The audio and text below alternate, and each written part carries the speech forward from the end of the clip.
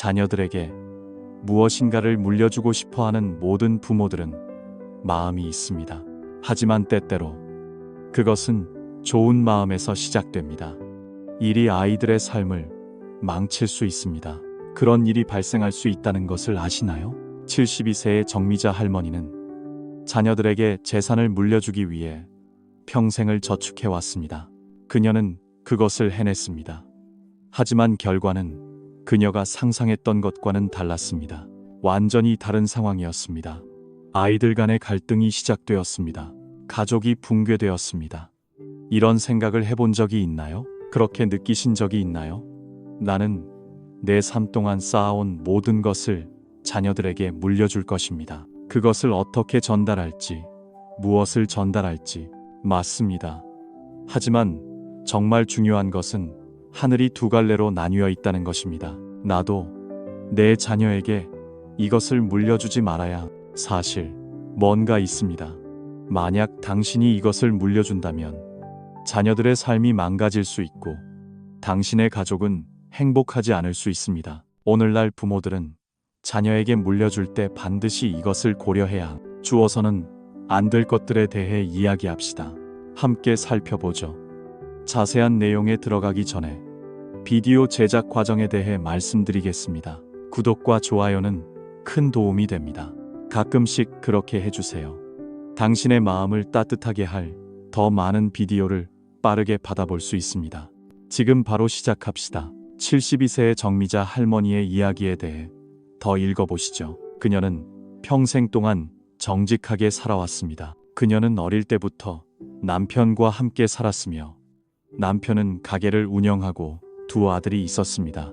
그녀는 그들을 키웠고 새벽 5시에 일어나서 늦게까지 일하는 것이 일상이었습니다. 겨울에 그녀의 손이 차가워져도 가게를 열었고 여름에는 선풍기로 더위를 식혔습니다. 그녀는 견디며 손님을 맞이했고 하루 종일 서 있어 몸이 부풀어도 집에 돌아오면 아이의 숙제를 도와주었습니다. 그것이 그녀의 일상이었습니다. 정미자 할머니는 자녀들에게 이렇게 말했습니다. 아빠와 엄마는 공부를 하지 않았어. 너희들은 열심히 공부하고 잘해야 해. 너희는 유용한 사람이 되어야 해. 아이들이 좋은 교육을 받을 수 있도록 그녀는 학비를 아끼지 않았습니다. 정미자 할머니는 헌옷을 기부했다고 합니다. 한 끼를 라면으로 때우더라도 아이의 교육을 위해 돈을 아끼지 않았습니다. 처음에는 그녀의 아들 정민수가 중학생이었고 정미자가 고등학교 3학년일 때는 잊을 수 없는 해였습니다. 무언가가 일어났지만 일어나지 않았습니다. 민수가 말했습니다. 엄마, 대학에 가고 싶어요. 그녀가 그 말을 들었을 때 가고 싶어라고 대답하며 정미자 할머니는 눈물을 흘렸습니다. 그것은 지금까지의 모든 노력이 보답받는 순간이었습니다. 그건 정말 기분 좋은 일이었어요. 할머니는 아들이 안전하게 대학에 가는 것을 보았고 먼저 아들 민수는 성격이 진실합니다. 할머니는 큰 회사에서 일자리를 얻었고 둘째 아들 민노는 좀 더 자유로운 성격이에요. 할머니는 자신의 사업을 시작했으며 정미자는 자랑스러워하고 두 아들이 각자의 길을 열심히 가고 있어요. 할머니는 그것을 볼 수 있어서 행복했지만 그 후 제가 성장하면서 걱정하기 시작한 일이 있어요. 그러나 이 걱정은 결국 정미자의 것이 되었어요. 그때 저는 이것이 제 인생에서 가장 큰 실수가 될 것이라는 것을 알았어요. 평생 모은 돈을 어떻게 써야 할지 몰랐어요. 자녀에게 물려줄지 말지에 대한 걱정이 있어요. 정미자는 서울에 2개의 아파트를 가지고 있어요. 예금이 3억 원을 넘어요. 저는 이 가게를 40년 넘게 운영해 왔지만 한 푼도 벌지 못했어요. 그건 단지 이전의 소중한 저축이에요. 제 남편은 갑작스러운 심장마비로 세상을 떠났어요. 그 후 혼자 관리하는 것이 매우 힘들어졌어요. 그건 정말 부담이에요. 매일 밤잠을 잘 수가 없어요. 만약 제가 갑자기 쓰러지면 이 자산은 어떻게 될까요? 무슨 일이 일어날까요? 자녀들이 상속권을 두고 다투면 저는 어떻게 해야 할까요? 이런 생각이 머리에서 떠나지 않았어요. 그래서 어느 날 저는 두 아들을 불렀어요. 저는 그들을 모았어요. 그날은 모든 불행의 날이었어요. 그것이 시작이었어요. 민수야, 민우야, 엄마가 너희에게 하고 싶은 말이 있어. 나눌 일이 있어. 정미자는 떨리는 목소리로 말했어요. 그것이 시작되었어요. 엄마는 나이가 많고 지금 돈이 없어요. 관리가 힘들어졌어요. 저는 미리 나누고 전달하고 싶어요. 그러니 함께 논의해봐요. 처음에 아들들은 매우 놀랐어요. 민수가 먼저 말했어요. 엄마, 건강하셔서 정말 기뻐요. 서두르지 마세요. 민우도 참여했어요. 맞아요. 엄마, 필요할 때 저희가 도와드릴게요. 하지만 정미자의 마음은 이미 결정되었어요. 아니요. 살아있을 때 나누는 것이 옳은 일이에요. 그렇게 하면 상속세도 줄일 수 있어요. 좀 더 안정적으로 살 수 있어요. 맞죠? 특히 둘째 아들인 민우는 요즘 사업이 힘든 것 같아요. 민우가 전화할 때마다 정미자는 한숨 소리를 들어요. 사업이 생각보다 힘들어요. 엄마, 돈이 부족해서 좋은 기회를 놓치는 경우가 많아요. 이런 말을 들을 때마다 정미자는 마음이 아파요. 그래서 몇 달 동안 두 아들을 설득했어요. 우리는 매주 일요일 만나 같은 주제에 대해 이야기했어요. 저는 그것을 반복했어요. 너희는 엄마의 감정을 이해하지 못하나요? 그렇게 하면 아이들과 어머니 모두에게 좋을 것입니다. 좋은 일이죠. 결국 아들들은 받아들였습니다. 하지만 이 순간은 정미자의 평생 잊지 못할 순간이 될 것입니다. 후회할 수밖에 없는 결정의 순간이죠. 재산 분할이 시작되었습니다. 첫째 아들 민수에게는 한 아파트가 주어졌습니다. 나머지 아파트는 둘째 아들 민호에게 물려주기로 했습니다. 예금도 각각 1억 5천만 원으로 나누어졌습니다. 이전으로 전달되었습니다. 정미자는 안도감을 느꼈습니다. 이제 자식들에 대한 걱정 없이 편안하게 살 수 있다고 생각했습니다. 하지만 그 이후부터 모든 일이 시작되었습니다. 정미자가 전혀 예상하지 못한 일이었습니다. 모든 일이 실행 불가능한 방향으로 흘러갔습니다. 먼저 둘째 아들 민우의 태도였습니다. 모든 것이 변하기 시작했습니다. 예전에는 한 달에 두세 번 확인하곤 했습니다. 당신에게 전화를 걸었지만 이제는 당신의 목소리를 들을 수 없었습니다. 모든 것이 조용해졌습니다. 정미자가 먼저 전화를 걸어도 이제 그는 항상 바쁘다고만 말합니다. 서로 만나기가 어려워졌습니다. 요즘 바쁘다고 하네요. 다음에 시간이 날 때 꼭 만나겠다고 합니다. 그는 그런 말만 계속합니다. 처음에는 아들 민수도 마찬가지였습니다. 예전에는 주말마다 손자를 데리고 나가곤 했습니다. 여기에 와서 이제는 한 달에 한 번만 만납니다. 힘듭니다. 손자가 할머니를 그리워한다고 할 때가 그렇습니다. 할머니는 요즘 바쁘신 것 같아요. 저를 둘러싸고 계십니다.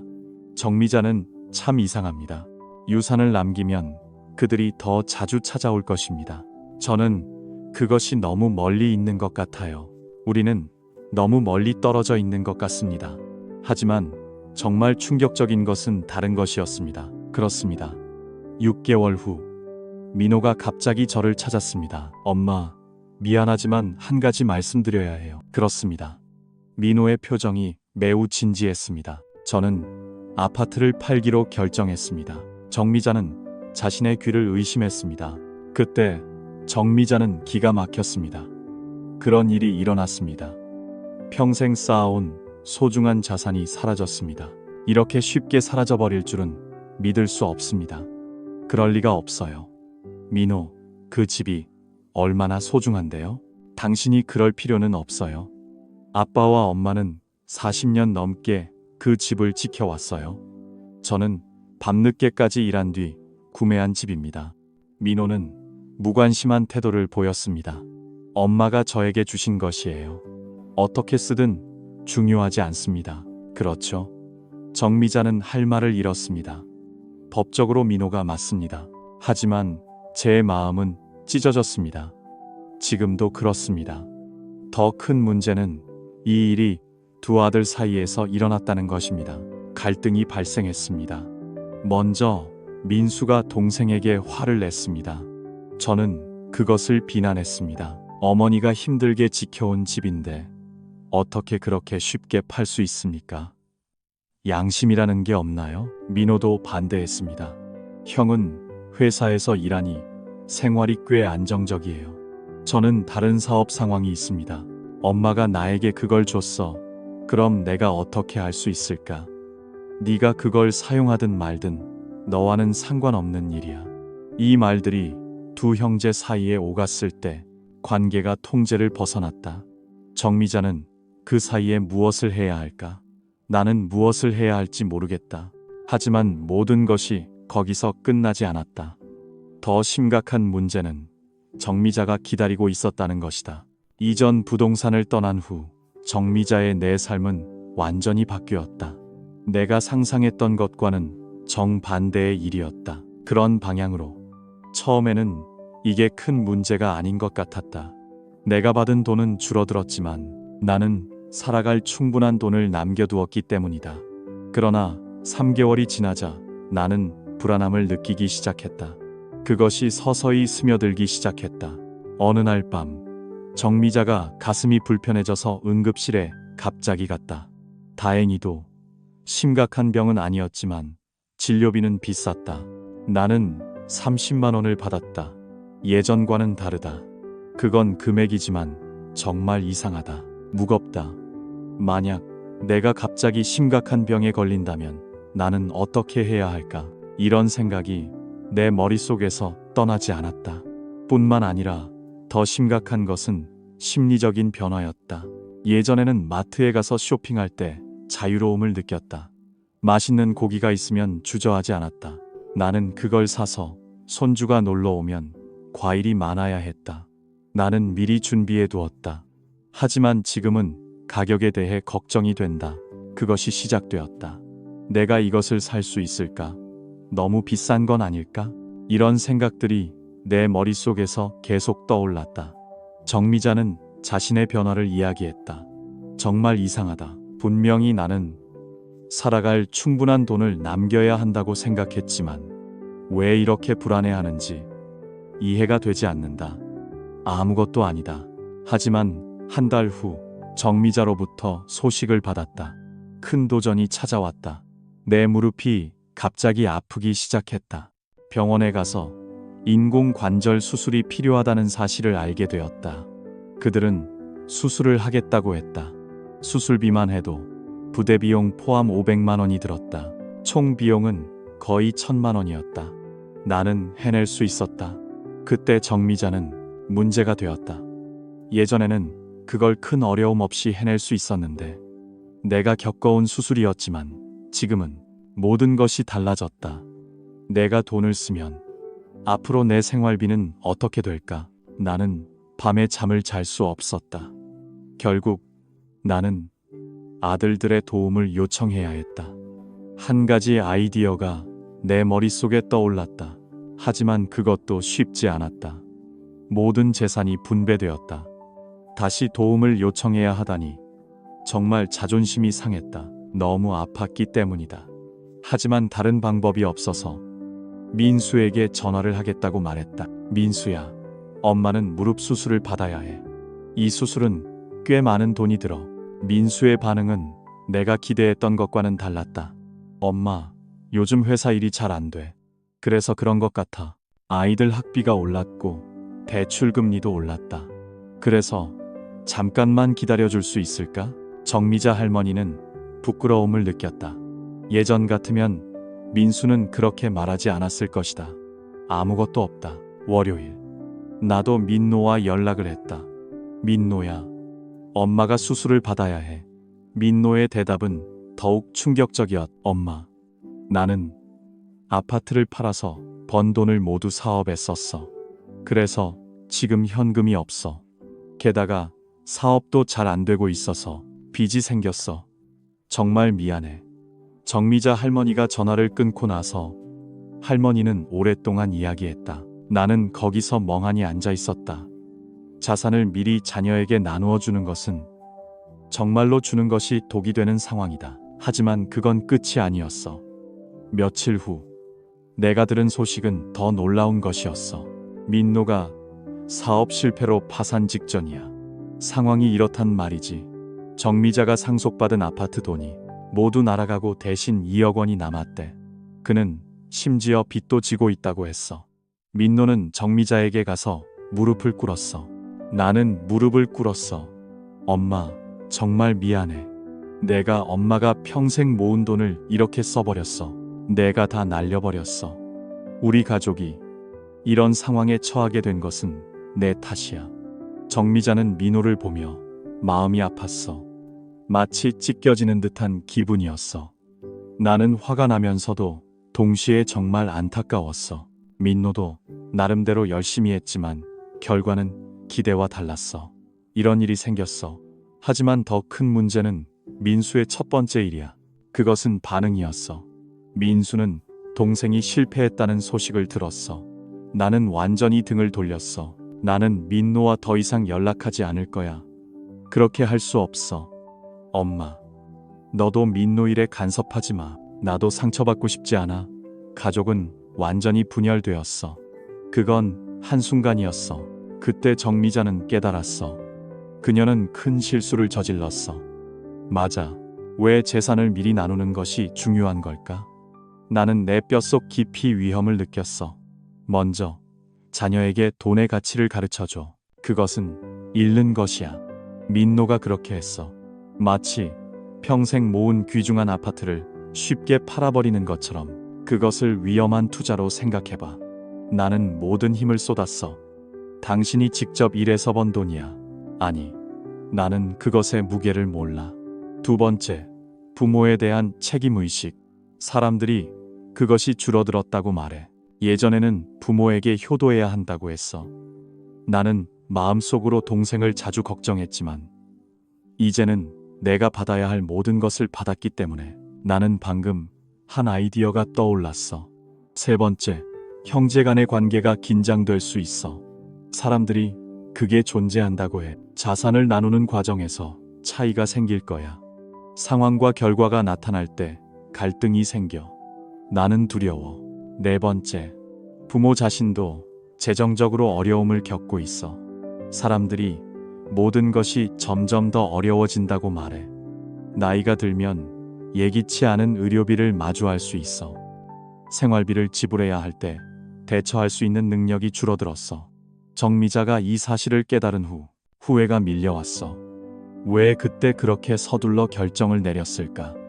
그녀는 그것에 대해 더 신중하게 생각했어야 했어. 하지만 이미 일어난 일이야. 하지만 정미자는 포기하지 않았어. 그렇지 않아. 그녀는 무릎 수술을 미루고 아들과의 관계를 회복하기 시작했어.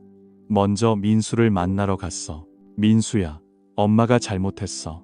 그녀는 재산 분배에 너무 서둘렀어. 그건 실수야. 하지만 어쨌든 민노는 내 동생이에요. 처음에 민수는 정말 고집이 셌어요. 엄마, 저도 제 가족이 있어요. 민노 때문에 힘든 시간을 겪지 않을 수 없었어요. 안 돼요. 하지만 정미자는 포기하지 않았어요. 그렇지 않아요. 저는 매주 민수를 만나서 이야기했어요.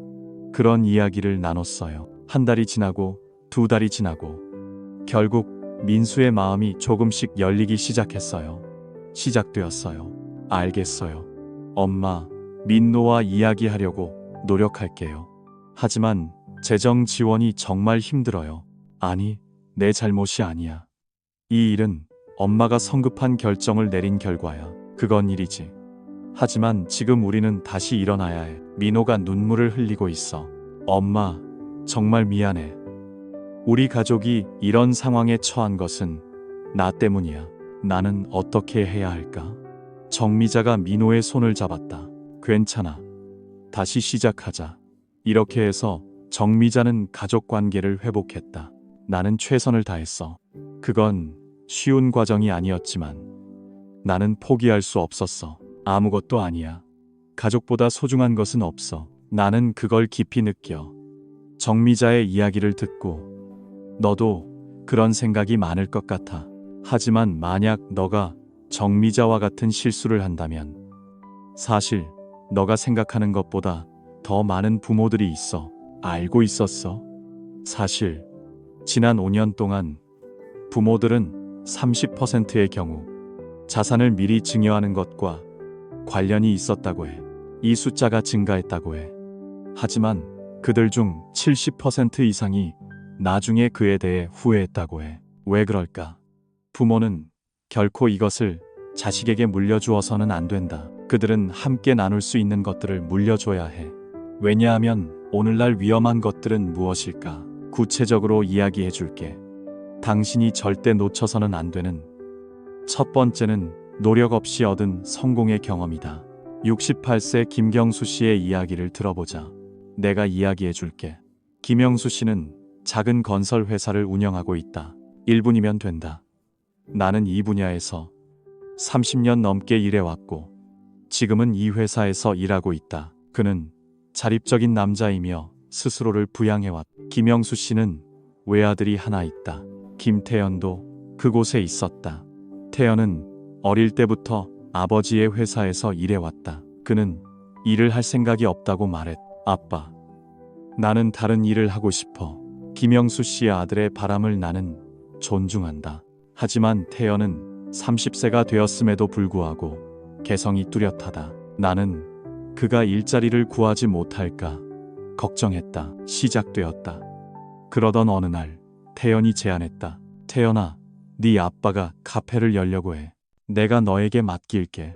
요즘 젊은이들은 카페에 자주 간다. 맞아, 그렇지. 김영수 씨는 강남 한가운데 3억 원의 집을 샀다. 나는 인테리어부터 장비, 초기 운영 자금까지 모든 것을 준비했. 나는 모든 것을 지원했. 태연은 매우 신이 났다. 오, 아빠, 정말 고마워요. 나는 최선을 다할게. 처음 몇 달은 괜찮았다. 좋은 위치 덕분에 손님도 많았. 나는 확인해봤고 매출도 나쁘지 않았. 나는 사업에 재능이 태어났다고 생각한다. 나도 사업 DNA가 있는 것 같아. 하지만 그 후 문제가 발생하기 시작했다. 카페 운영이 내가 생각했던 것보다 더 어렵다. 나는 아침 일찍부터 저녁까지 재료를 준비해야 했. 나는 청소를 하느라 늦게까지 깨어 있어야 했어. 손님을 대접하고 직원들을 관리하는 게 쉽지 않아. 관리하는 것도 매우 스트레스를 받았. 무엇보다 경쟁이 치열해. 이 주변에 몇몇 프랜차이즈 카페가 있어. 매출이 떨어지기 시작했을 때 시작됐어. 태연은 점점 더 피곤해지고 있어. 이 일이 어떻게 될지 모르겠어. 생각보다 어려워. 6개월 후 적자가 발생했어. 시작됐어. 태연은 아버지에게 달려갔어. 아빠, 카페가 적자를 보고 있어. 조금만 도와줄 수 있어?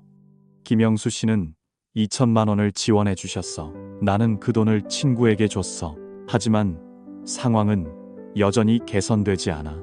태연의 노력은 여전히 부족해. 내가 더 많은 돈을 투자하면 문제가 해결될 거라고 생각해. 그렇게 생각해. 결국 1년 후 카페는 문을 닫았어. 닫혔어. 태연은 아버지에게 이 사실을 전했어. 아빠, 카페 사업은 나에게 맞지 않아. 그렇게 생각해. 왜 아빠는 다른 분야에서 사업을 시도해 보지 않아요? 김영수 씨는 매우 놀랐어. 태연은 자신의 실패에서 아무것도 배우지 못했어. 나는 아무것도 없다는 걸 깨달았어. 반대로 내가 실패하더라도 아버지는 여전히 나를 도와주셔. 나는 모든 게 괜찮다고만 생각했어. 이는 노력 없이 얻은 성공이야. 경험은 독이야. 아이들은 자신의 능력을 과대평가해.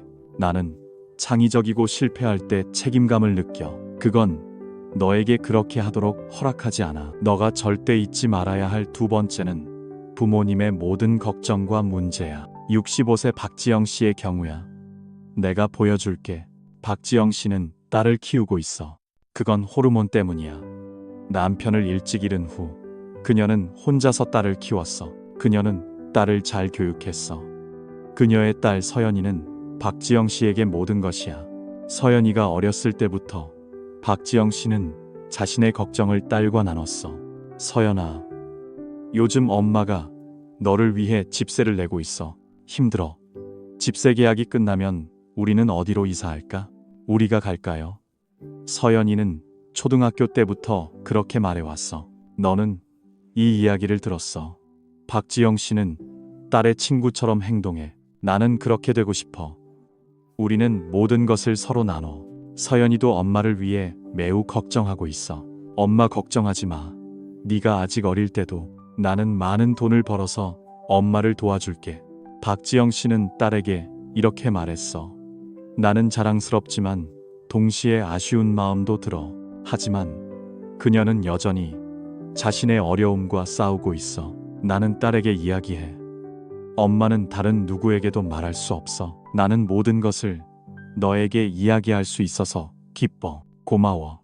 서연이가 중학생이 되니까 모든 게 더 구체화됐어. 우리는 우리의 걱정을 나누었어. 엄마는 나이가 들어가고 일자리를 찾기가 점점 어려워져. 점점 더 힘들어져. 나중에 내가 아프면 어떻게 하지? 서연이는 점점 더 무거운 짐을 지고 있어. 끝났어. 친구들과 놀더라도 나는 여전히 엄마가 걱정돼. 그것이 내 마음을 계속 괴롭혀. 아이가 중학생이 되면 공부해야 해. 더 이상 집중할 수 없을 정도예요. 좋은 대학에 가고 좋은 직업을 갖고 싶어요. 만약 내가 간다면 엄마는 더 나아질 거예요. 이 생각에 사로잡혀 있어요. 결국 서연이는 원하지도 않는 의과대학에 진학하게 되었어요. 이제 지나간 일이에요. 내가 의사가 된다면 엄마에 대해 걱정하지 않고 살 수 있을 거예요. 그럴 수 있어요. 하지만 의대 생활은 서연이와 맞지 않아요. 그건 아니에요. 서연이가 정말 하고 싶었던 것은 예술이에요. 하지만 엄마를 실망시키고 싶지 않아요. 의대를 졸업하고 의사가 된 후에도 마음속의 꿈을 포기했어요. 서연의 삶은 전혀 행복하지 않아요. 어릴 적부터 가졌던 엄마의 사랑이 이제는 걱정거리로 변했어요. 나는 내 삶을 살 수 없어요. 이후 박지영은 그것을 깨닫고 딸과 자신의 걱정을 나누게 되었어요. 내가 딸의 인생을 망치고 있다는 거예요. 맞아요. 이것이 부모의 모든 걱정이에요. 문제의 전파 위험. 아이들은 자신의 삶을 살 수 없고 대신 부모의 삶을 살아야 해요. 당신이 절대 잊지 말아야 할 세 번째는 부모의 이루지 못한 꿈이에요. 이 이야기는 70세의 이정우 씨에 대한 이야기예요. 이정우 씨는 젊었을 때 피아니스트가 되고 싶었어요. 하지만 어려운 가정 형편 때문에 꿈을 이루지 못하고 포기해야 했어요. 그는 공장에서 일하며 가족을 잃었어요. 나는 그를 지지해요. 이정우 씨에게는 준영이라는 아들이 있어요. 준영이가 5살 때부터 이정우 씨는 그에게 피아노를 가르쳤어요. 준영이는 아버지가 이루지 못한 꿈을 이룰 거예요. 그 꿈을 이루세요. 우리 준영이는 분명히 피아니스트가 될 거예요. 준영이는 아버지를 기쁘게 해요. 그는 그렇게 되고 싶어서 열심히 피아노를 연주해요. 이정우 씨는 모든 것을 아들에게 바쳤어요. 그는 피아노 학원비, 대회 참가비, 좋은 피아노에 모든 정성을 쏟았어요. 그들은 구매에 어떤 비용도 아끼지 않았어요. 준영이의 실력도 향상되었고 그는 콩쿠르에 참가하여 상도 받았어요. 이정우 씨는 매우 기뻐했어요. 예상대로 우리 준영이는 다릅니다. 그는 아버지의 꿈을 현실로 바꾸고 있어요. 하지만 준영이가 고등학생이 되었을 때 우리는 문제가 생겼어요. 준영이는 피아노보다 수학에 더 관심이 있고 나는 그것을 발견했어요. 아빠, 나는 수학을 더 공부하고 싶어요. 나는 엔지니어가 되고 싶어요. 이정우 씨는 매우 놀랐어요. 너 지금 무슨 소리 하는 거니? 너는 훌륭한 피아니스트가 되어야 해. 맞아요. 결국 준영이는 아버지의 유언을 따랐지만 나는 과잉 반응을 했어요. 하지만 열정 없이 공부하면 오래 갈 수 없어요. 그럴 수 없어요. 대학 3학년이 되었을 때 준영이는 결국 학교를 그만두었어요. 아빠, 정말 미안해요. 나는 피아니스트가 될 수 없어요. 이정우 씨는 충격을 받았습니다. 더 정확히 말하자면 그는 자신의 꿈을 아들에게 강요했습니다. 나는 아들의 인생을 망쳤습니다. 나는 그것을 깨달았습니다. 이것은 부모의 미완성 꿈이며 전염될 위험이 있습니다. 만약 당신의 자녀가 자신의 꿈을 찾지 못한다면 당신은 부모의 꿈 속에서 살게 될 것입니다. 맞습니다. 당신이 절대 간과해서는 안 되는 두 번째는 부모의 원망과 상처입니다. 67세의 최숙 씨의 이야기를 들어보세요. 제가 말씀드리겠습니다. 최연숙 여사는 평생 시어머니와 함께 살았습니다. 그녀는 많은 갈등을 겪었습니다. 결혼이 시작된 이후 시어머니는 최숙을 불만스럽게 대했습니다. 그녀는 자신의 가족을 잘 관리할 수 없었습니다. 우리 아들이 그로 인해 고통받아야 했습니다. 나는 이러한 말들을 수없이 들었습니다. 최현숙 여사는 매번 인내해야 했습니다. 하지만 그녀의 마음 깊은 곳에는 상처가 있고 원망이 쌓여갔습니다. 언젠가는 그녀는 이 불공정을 해결해야 했습니다. 그녀는 자신이 받은 것을 되돌려줘야 했습니다. 시간이 지나면서 최숙도 며느리를 두게 되었습니다. 그런 일이 일어났습니다. 처음에 우리 아들이 결혼했습니다. 내 며느리 김지은은 친절하고 정직한 사람입니다. 그녀는 훌륭한 여성입니다. 그러나 최숙이 지은을 보았을 때 그녀는 과거를 떠올렸습니다. 시어머니가 자신에게 했던 일을 생각할 때 며느리가 원래 시어머니에게 힘든 일을 겪게 했습니다. 그녀도 그렇게 하고 있었습니다. 최연숙은 우연히 지은에게 편지를 썼습니다. 그녀는 점점 까다로워지기 시작했습니다. 지은아, 이 음식은 너무 짜. 이건 내 아들이 좋아하는 방법이야. 안 돼. 명절 준비를 할 때 당신은 이렇게 시작해야 합니다. 지은은 처음에 열심히 일했지만 나는 그 뒤를 따랐습니다. 그러나 최숙의 요구는 점점 더 많아졌습니다. 일이 더 힘들어졌습니다. 그녀가 시어머니에게서 겪어야 했던 모든 것들, 며느리에게 예전처럼 되돌려 주었습니다. 그런 일이 일어났습니다. 더 심각한 것은 최숙이 그녀의 딸에게도 말했습니다. 그녀는 이 이야기를 자주 했습니다. 수진아, 시어머니도 처음에는 며느리였어. 이로 인해 모든 일이 어려워졌습니다. 당신의 어머니는 할머니를 얼마나 사랑했나요? 그녀는 열심히 일했습니다. 당신이 결혼하면 시어머니에게 나쁜 대우를 받지 않을 것입니다. 수진아, 그렇게 맞고만 있을 수는 없어. 내 딸 수진은 어릴 때부터 그렇게 말했습니다. 나는 그 음악과 함께 자랐습니다. 그래서 수진에게 시어머니는 나쁜 사람입니다. 그녀는 사람에 대한 고정관념을 형성했습니다. 수진이 결혼할 때 최숙은 이렇게 했습니다. 그녀는 몇 가지 조언을 했습니다. 수진아, 만약 시어머니가 그렇게 말한다면 완전히 맞습니다. 당신의 어머니처럼 살지 마세요. 항상 고통을 감수해야 하지 않아요. 결혼한 후 수진은 시어머니와 작은 다툼을 했습니다. 나도 자주 일을 했습니다. 어머니의 말이 아직도 내 머리에 깊이 새겨져 있습니다. 시어머니의 말을 비틀어야 했습니다. 그런 날이 있었어요. 시어머니가 수진이 요리를 잘한다고 말했어요. 제가 아무리 얘기해도 비가 오지 않았어요. 그렇게 생각해요. 결국 수진의 결혼 생활은 갈등으로 가득 차 있었어요. 사건의 연속이 되었어요. 저는 종종 남편과 시어머니에 대해 이야기해요. 최현숙은 그 사실을 너무 늦게 깨달았어요. 그녀는 자신의 상처와 원망을 딸에게 물려주었어요. 중간은 자신의 행복을 파괴했어요. 맞아요. 이것이 부모의 원망과 상처예요. 전이가 위험해요. 아이들이 경험하지 못한 것들은 그것에 대한 고정관념을 만들어줘요. 화해와 용서의 기회를 빼앗아가요. 버려야 해요. 결코 놓쳐서는 안 되는 5번째 점이에요. 그것은 과도한 보호와 개입이에요. 69세인 시그너의 사례를 함께 살펴볼까요? 서명자는 아들만 바라봤어요. 저는 그렇게 살았어요. 제 아들 동엽이는 어릴 때부터 모든 일을 해왔어요. 저는 당신을 위해 그렇게 했어요. 학용품뿐만 아니라 숙제도 도와줬어요. 친구와 다투면 바로 그 집에 가요. 저는 가서 그에 대해 물어봤어요. 왜 당신이 우리 동료를 괴롭히고 있나요? 당신의 아이는 처음 10일 동안 걸었어요.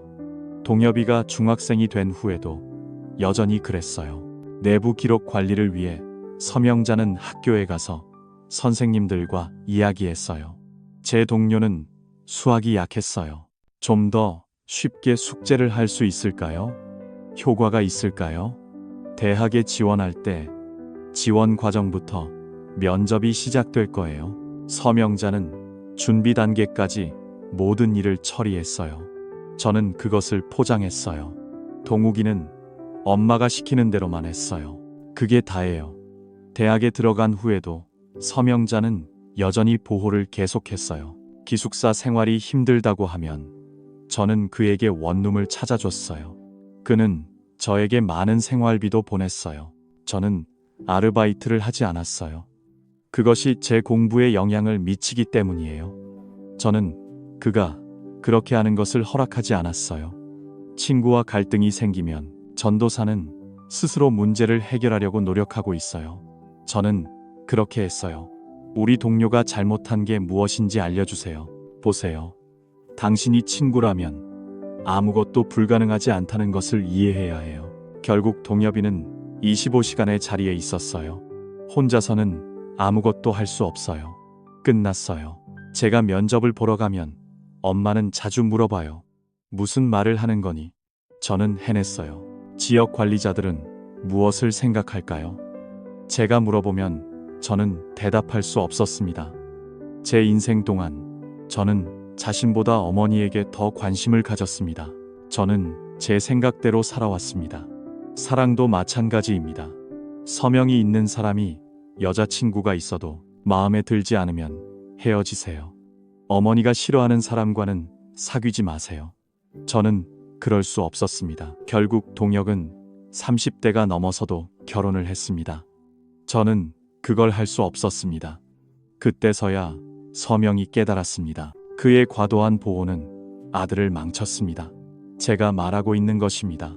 독립적인 사고 능력과 문제 해결 능력입니다. 모든 가능성과 의사소통 능력을 빼앗아 버렸습니다. 저는 그것을 버렸습니다. 당신이 절대 놓치지 말아야 할 6번째입니다. 그것은 부모의 편견과 고정관념입니다. 이것은 71세 김영옥 할머니의 이야기입니다. 김영옥은 평생 여자가 되고 싶다라고 말했습니다. 저는 그렇게 할 것이라고 생각하며 살았습니다. 여성은 조용히 집안일을 잘해야 합니다. 그리고 그녀는 남편을 잘 섬겨야 합니다. 저는 이 가치를 제 딸들에게 전할 것입니다. 저는 그것을 전했습니다. 처음에 제 딸 민정이는 어릴 때부터 이렇게 자랐습니다. 저는 교육을 받았습니다. 민정아, 여성은 너무 직설적이지 않아야 해. 알겠니? 조용하고 침착하게 행동해야 합니다. 나중에 결혼하면 남편을 도와줄 것입니다. 당신은 잘해야 합니다. 민정이는 착한 아이지만 자신감이 부족합니다. 그녀는 많은 부족함이 있습니다. 학교에서 발표할 때도 제 목소리는 작습니다. 친구들과 놀 때 주도적으로 행동하지 마세요. 저는 그걸 할 수 없었습니다. 대학에서 논쟁 수업이 있을 때마다 저는 뒤에서 듣기만 했습니다. 여자는 너무 큰 소리로 말하지 않아야 합니다. 어머니가 하신 말씀은 제 머릿속에 늘 맴돌았습니다. 그것은 여전히 남아 있습니다. 취업할 때도 마찬가지입니다. 민정이는 능력이 있지만 면접에서는 저 자신을 설득할 수 없었습니다. 잘할 수 있을지 모르겠어요. 아직 부족하지만 최선을 다할 것입니다. 그는 이 말을 계속 반복했습니다. 결국 그것은 한 사람의 능력을 넘어섰습니다. 저는 좋은 직장을 얻었습니다. 결혼할 때 김순욱은 다음과 같은 조건도 있었습니다. 저는 이 문제를 지적했습니다. 사위는 공무원이거나 대기업 직원이어야 합니다. 정직한 직원이어야 합니다. 민정이는 집안일을 얼마나 잘하는지 자랑했습니다. 여성의 우선순위는 남편을 지원하는 것입니다. 그것이 중요하다고 말해주세요. 민정이는 어머니가 말씀하신 대로 결혼했습니다. 하지만 결혼 후에도 자신감 부족이 계속되었습니다. 남편은 저에 대해 어떻게 생각할까요? 물어봐도 저는 당신이 스스로 하라고만 했습니다. 자신의 의견을 표현하는 행동이 무섭습니다. 미트볼을 만들 때도 마찬가지입니다. 아이가 아플 때도 아이는 스스로 판단하지 않습니다. 저는 시어머니나 제 어머니와 함께 그렇게 할 수 없었습니다. 저는 물었습니다. 제가 무엇을 해야 할까요? 실수를 할까 두렵습니다. 결국 민정이는 40대가 되었지만 독립적으로 생각할 수 없는 사람입니다. 끝났습니다. 이후 김순욱은 후회했습니다. 비록 세상이 변했지만 내 예전의 생각은 여전히 남아 있어요. 딸을 강제로 밀어붙인 것은 그녀의 인생을 망쳤어요. 나는 내가 제한되어 있다는 것을 깨달았죠. 당신이 절대 잊어서는 안 될 7번째이자 마지막은 부모님의 생명이라는 것입니다. 그것은 내가 경험해 본 적이 없는 삶이에요. 이 이야기는 74세의 이영희 할머니에 대한 이야기입니다.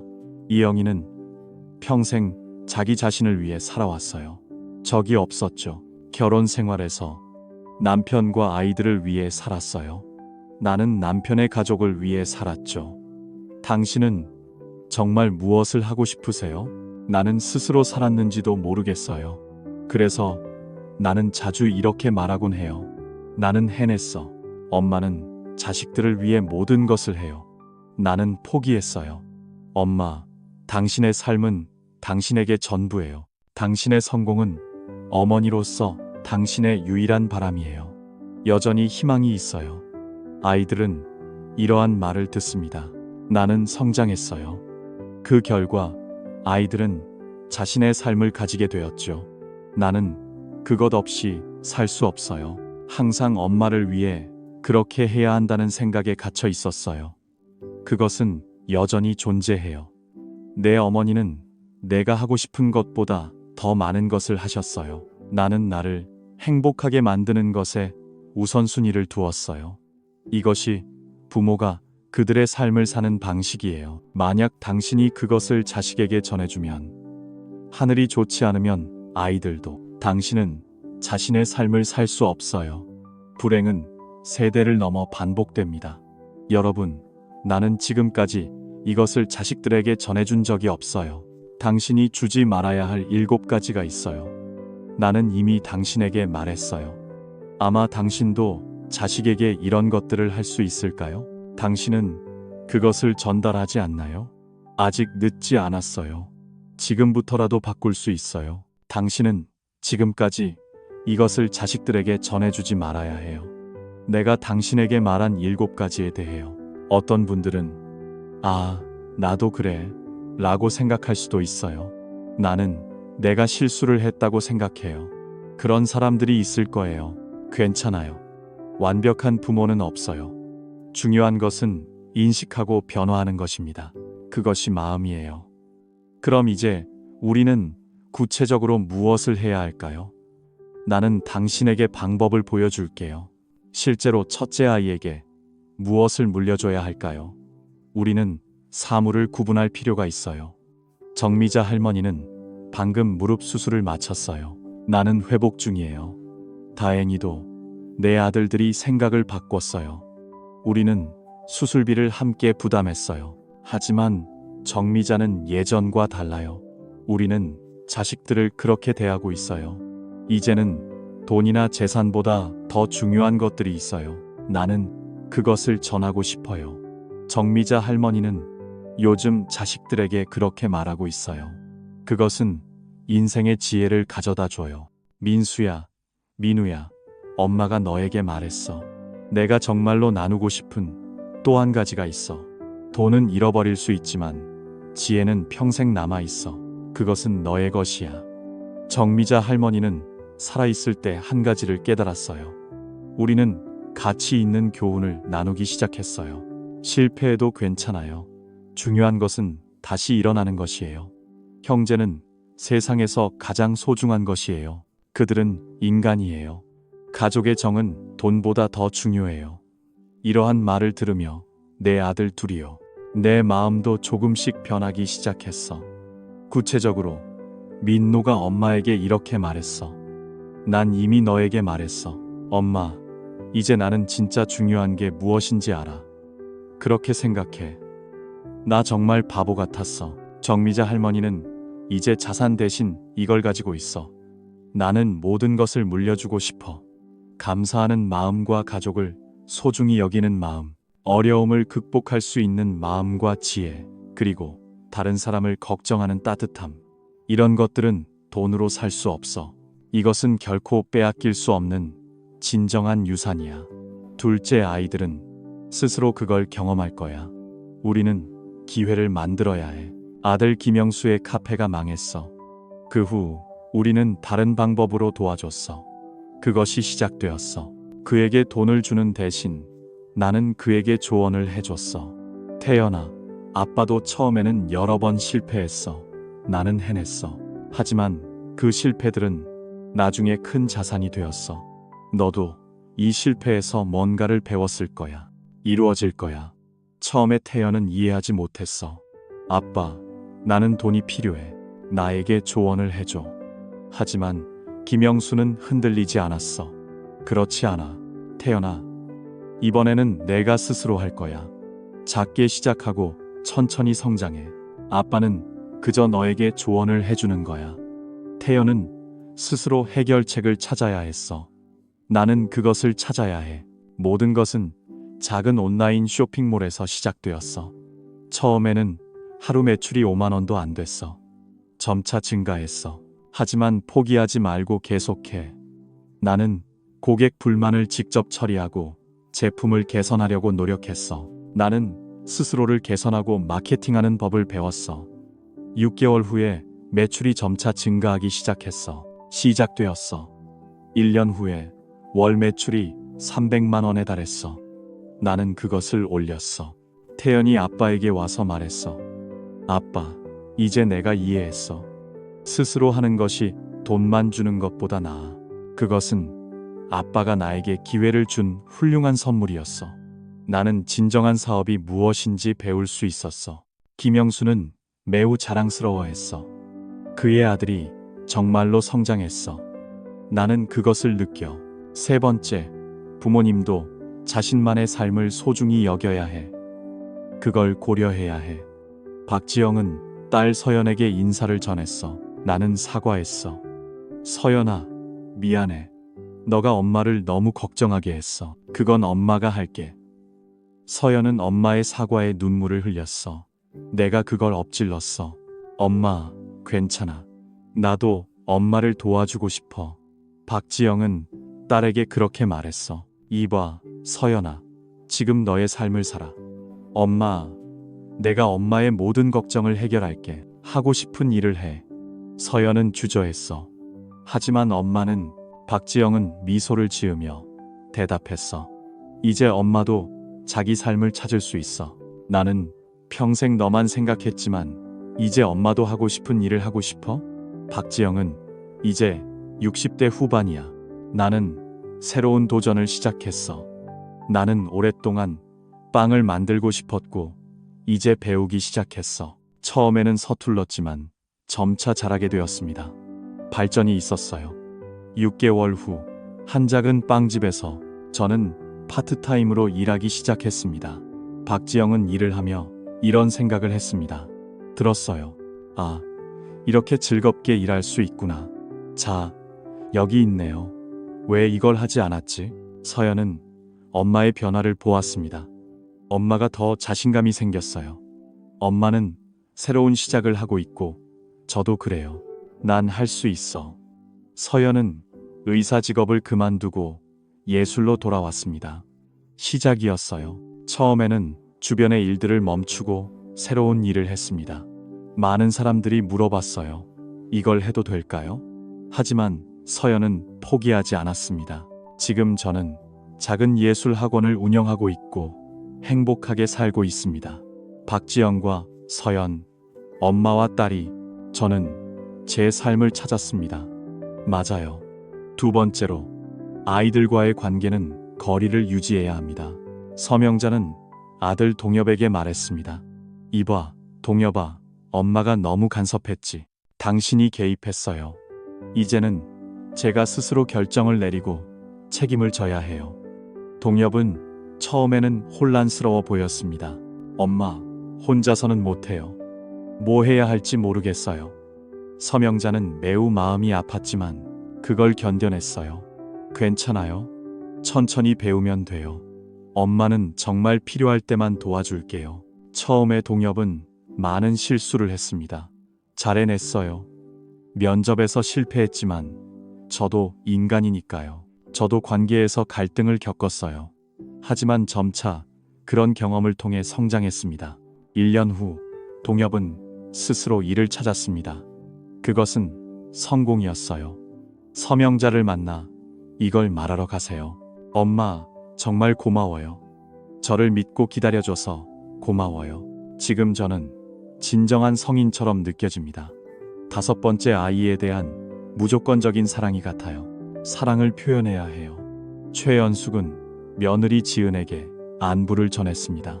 제가 사과했어요. 죄송합니다, 지은. 제가 당신에게 너무 까다로웠어요. 제 상처 때문에 당신을 아프게 했습니다. 지은은 눈물을 흘리며 말했습니다. 엄마, 괜찮아요. 저도 많은 단점이 있어요. 최은숙은 매우 엄격한 사람이었습니다. 저는 그걸 감당했어요. 지은, 이제 우리는 진정한 가족이에요. 서로 이해하고 배려합시다. 최연숙은 딸 수진에게도 이렇게 말했습니다. 수진아, 엄마는 네게 잘못된 편견을 주었어. 너는 그것을 나에게 전했어. 나의 시어머니도 그런 분이야. 서로 이해하려고 노력하자. 수진은 엄마의 말을 듣고 시어머니에게 이야기했습니다. 저는 한국에 대한 생각이 바뀌었어요. 조금씩 마음을 열고 대화하세요. 저도 노력했습니다. 시어머니가 생각보다 더 따뜻하다는 게 놀라웠어요. 단 1분이 걸렸습니다. 수진의 결혼 생활도 더 좋아지고 있습니다. 저는 행복해졌어요.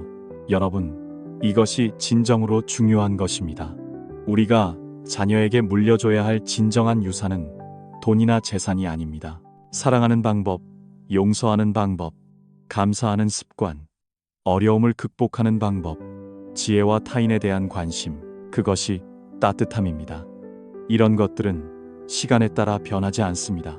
이것은 정말로 잃을 수 없는 보물입니다. 아이들이 평생 가지고 갈 수 있는 소중한 선물입니다. 그것은 선물입니다. 그리고 이것들을 전해주는 것입니다. 부모가 먼저 이걸 실천해야 합니다. 부모가 감사하는 마음으로 살면 자녀도 감사할 것입니다. 저는 그것을 압니다. 부모가 용서하는 마음으로 살면 자녀도 용서할 것입니다. 저는 그것을 압니다. 부모는 자신의 삶을 소중히 여겨야 합니다. 아이들도 자신의 삶을 소중히 여깁니다. 자, 오늘 이 영상을 보고 있는 모든 분들, 그에 대해 생각해 보세요. 제가 정말로 자녀에게 전하고 싶은 것은 무엇일까요? 돈으로 살 수 없고 빼앗길 수 없는 것입니다. 귀중한 것들을 전해주세요. 그것이 아이들을 진정으로 행복하게 만듭니다. 이렇게 실천하세요. 마지막으로 제가 여러분께 이야기해 드릴게요. 완벽한 부모는 없습니다. 우리는 모두 자신의 실수에서 배웁니다. 중요한 것은 자녀를 사랑하는 것입니다. 그것이 진심입니다. 그 마음이 있다면 언제든지 다시 시작할 수 있습니다. 당신은 할 수 있습니다. 너무 늦었다고 생각하지 마세요. 지금이 가장 좋은 시점입니다. 오늘부터 자녀에게 진정으로 귀중한 것들을 가르쳐 주세요. 그걸 전하기 시작하세요. 그러면 자녀가 진정으로 행복해지고 좋은 사람으로 성장할 것입니다. 여러분의 날들이 따뜻하길 바랍니다. 저는 정말 그렇게 되길 바랍니다. 오늘 열심히 일해 주셔서 감사합니다. 귀중한 시간을 내어 저희와 함께 끝까지 있어 주세요. 저를 지지해 주신 모든 분들께 진심으로 감사드립니다. 인생의 지혜와 따뜻한 이야기들, 이걸 나누고 싶습니다. 구독하고 좋아요 누르고 댓글로 여러분의 생각을 알려주세요. 다음 영상에서 뵙겠습니다. 감사합니다.